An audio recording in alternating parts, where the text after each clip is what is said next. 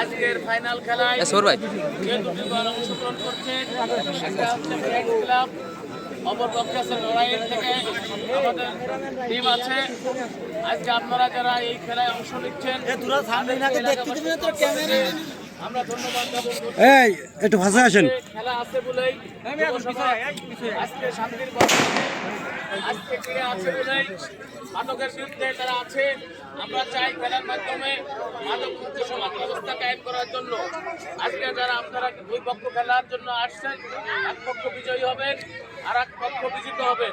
আপনারা সুন্দরভাবে খেলা উপভোগ খেলা প্রদর্শন করবেন। দর্শক আছে সুন্দরভাবে আপনাদের খেলা উপভোগ করবেন। আপনারা বিশৃঙ্খলা করবেন না। আপনারা এই এলাকার মানুষ আজকে যে খেলা বাঁচিয়ে রেখেছে এই ফুটবল টুর্নামেন্টে যারা আয়োজন করেছে তাদের আমাদের পক্ষ থেকে ধন্যবাদ জ্ঞাপন করছি। আর আমাদের চিরসবুজ আকাশ ভাই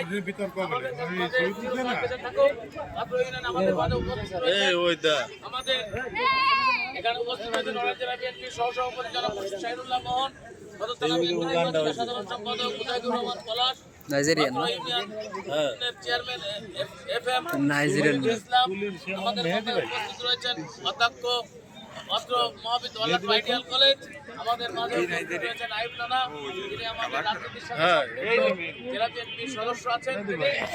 সকলকে এলাকাবাসীর পক্ষ থেকে ক্যামেরাম্যান শুনে আসেন